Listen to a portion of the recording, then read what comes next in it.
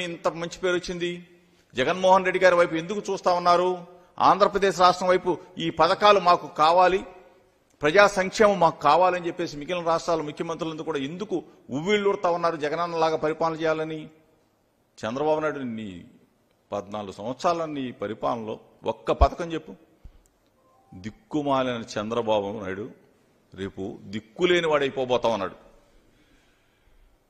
రేపు ఎన్నికల్లో మే 13వ తారీఖు ఎన్నికల తేదీ ఎప్పుడు వస్తుందా?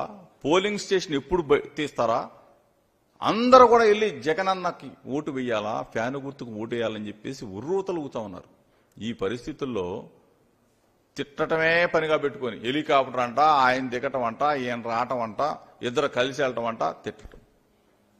నమ్మరుగాక నమ్మరు మిమ్మల్ని. ఇద్దరు మోసగాళ్ళు. ఈ ఇద్దరు మోసగాళ్ళకు తోడు మళ్ళీ ఢిల్లీ పోయారు. ఢిల్లీలో మళ్ళీ బీజేపీతో కలిశారు. కొత్త ఏముంది మీకు? 2014లో మీరు కాదా?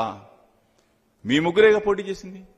మీ ముగ్గురు పోటీ చేశారు, మీ ముగ్గురు కలిసి ఉన్నారు, మీ ముగ్గురు గెలిచారు, ఇద్దరు కలిసి ప్రభుత్వాన్ని ఏర్పాటు చేసుకున్నారు. అక్కడ మీరు, ఇక్కడ మీరు, ఢిల్లీలో మీరు, ఆంధ్రప్రదేశ్ ప్రభుత్వాలు ఏర్పాటు చేసుకున్న తర్వాత ముగ్గురు కూడా తిట్టుకొని 3 ముక్కలైన తర్వాత మరలా తిట్టుకోవడం కూడా మామూలుగా తిట్టుకోవాలి. అమ్మ నా బూతులు తిట్టుకున్నారు మీరు. పవన్ కళ్యాణ్ ఏం తిట్టాడు?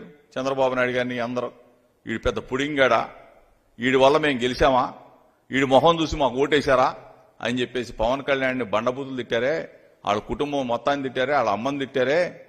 ఈ చంద్రబాబు నాయుడు మోడీ గారిని, మోడీ కుటుంబ సభ్యులను మొత్తాన్ని తిట్టారు బండబూతులు. మళ్ళీ ఏ మొహం పెట్టుకుని కలుగుతారా మీరు? సిగ్గు శరం ఉందా? విలువలు ఉన్నాయా? విశ్వసనీయత ఉందా మీకు? మార్చిపారేస్తారు మీరు. మీకు అలవాటైపోయింది. మీకు మారుస్తారు. పవన్ కళ్యాణ్కి అయితే అన్ని మారుస్తాడు. అతనికి అలవాటైపోయింది ఇది. దుర్మార్గులారా, మీరు ఇష్టం వచ్చినట్టు అది బంగాళాఖాతంలో ఏంది గెలిపేది? మీ బొందా. రేపు రిజల్ట్స్ తర్వాత మిమ్మల్ని ఎక్కడ కలుపుతారో చూడండి జనం. అసలు రిజల్ట్స్ తర్వాత తెలుగుదేశం పార్టీ ఉండదు, చంద్రబాబు నాయుడు ఉండదు, అడ్రస్ గల్లంతే. ఈ పవన్ కళ్యాణ్ ఉండదు, జనసేన పార్టీ ఉండదు. మొత్తం కూడా సాపాదిని చదువుకొని హైదరాబాద్ దుకాణం, కేర్ ఆఫ్ హైదరాబాద్. ఈ 2 పార్టీల అడ్రస్ గల్లందు కాబోతా ఉన్నాయి. ఈ ఇద్దరు లీడర్లు కూడా, కుప్పంలో చంద్రబాబు నాయుడు, పిఠాపురంలో పవన్ కళ్యాణ్, ఇద్దరు కూడా అక్కడేమో సైకిల్ కూలిపోతుంది, ఇక్కడేమో గ్లాస్ పగిలిపోబోతా ఉంది. ఈరోజు ఒకటే చెప్తా ఉన్నాం, మనసు పెట్టాడు, ప్రజల మనసులు గెలుచుకున్నాడు. 3648 కిలోమీటర్ల సుదీర్ఘ పాదయాత్ర.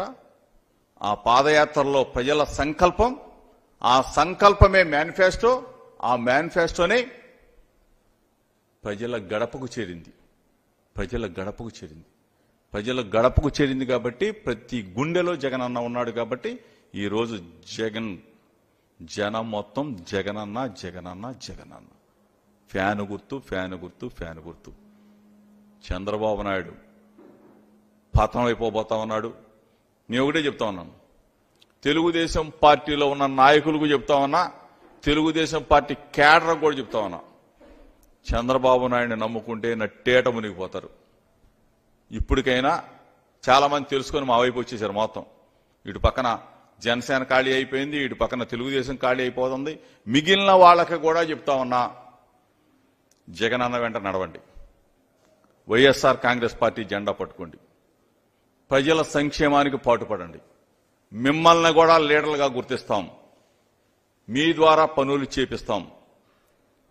తెలుగుదేశం పార్టీ నాయకులారా కదిలి రండి, జగనన్నకు జట్టుకట్టండి. ఈ రోజున ఎందుకు మీకు కొన్ని వర్గాల వాళ్ళు అంటున్నారు చంద్రబాబు నాయుడు మామ. ఎందుకు ఈరోజు జగనన్న పార్టీ చూడలేదే, కులం చూడలేదే, మతం చూడలేదే? ఆఖరికి అగ్రవర్ణాల్లో ఉన్న పేదలందరూ కూడా మొత్తం రైతు భరోసాతో లబ్ధి పొందారు, ఇన్పుట్ సబ్సిడీలో లబ్ధి పొందారు, లక్షలాది రూపాయలు మీ ఇళ్లకు చేరినాయి. ఎప్పుడన్నా చంద్రబాబు నాయుడు 14 సంవత్సరాల ముఖ్యమంత్రిగా ఉన్నప్పుడు మీ ఇళ్లకి ఇచ్చాడు రా బాబు? వినండి, మా మాట వినండి, రండి. చంద్రబాబు నమ్మొద్దు, మోసకారి. తెలుసు కదా మీకు కూడా, తెలుగుదేశం పార్టీ పెట్టిన అధ్యక్షుడు ఎన్టీ రామారావు గారు మీ నాయకుడిని పైకి పంపించేసిన గనుడిని మీరెట్టా నమ్ముతారు? ఇప్పటికైనా మారండి. ఆ ఉన్న కొద్ది మంది అయినా మారేసి చంద్రబాబు నాయుడిని పనికి రాడు అని చెప్పేసి చాలా మంది బయటకు వచ్చేసారు. మిగిలిన వాళ్ళు కూడా బయటికి రమ్మని చెప్పేసి చెప్తూ, అదేవిధంగా జూనియర్ ఎన్టీ రామారావును కూడా పొడి చేశాడు. పాపం అతను కూడా అతని సినిమాలు ఆడనీయకుండా చేశాడు. అతని సినిమాలకు వెళ్ళవద్దని చెప్పాడు. పెద్ద ఎన్టీ రామారావు గారి అభిమానులు కానీ, జూనియర్ ఎన్టీఆర్ అభిమానులు కానీ ఎవ్వరూ కూడా చంద్రబాబుని నమ్మరు. తెలుగుదేశం పార్టీని, చంద్రబాబు నాయుడిని సముద్రంలో బంగాళాఖాతంలో కలిపేయడానికి రెడీగా ఉన్నారు. ఇదంతా కూడా ఇక ముక్త కంఠంతో ప్రజలు మొత్తం ఎస్సీ, ఎస్టీ, బీసీ, మైనార్టీ, అగ్రవర్ణ పేదలందరూ కూడా ఒక్క తాటి మీదకి వచ్చారు. 175 స్థానాలు ఈ పార్టీకి సర్వేలన్నీ చెప్తా ఉన్నాయి. మొత్తం సర్వేలన్నీ one side war Jaganmohan Reddy గారిని. కొంతమంది ఫేక్ గాళ్ళు ఉంటారు, ఫేక్ సర్వేలు పంపిస్తూ ఉంటారు. ఇవి ఎవరో కూడా ప్రజలు నమ్మరు.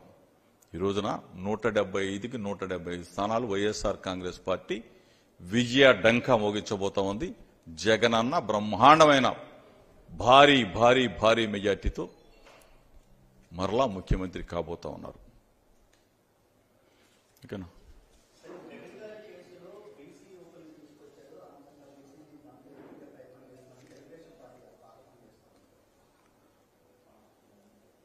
ఇది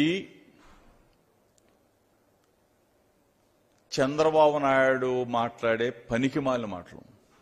ఎవరైతే దాడి చేశారో, వాళ్ళని ఎవరు పురికొల్పారో, వాళ్ళ వెనక ఎవరున్నారో మొత్తం కూడా బయటకు వచ్చింది కదా. భుజాలు తడుకుంటాడు చంద్రబాబు నాయుడు భుజాలు ఎందుకు తడుకుంటాడు? ఈ కుట్ర కోణం అంతా బయటకు వస్తుంది. వెయిట్ చేయండి చంద్రబాబు నాయుడు.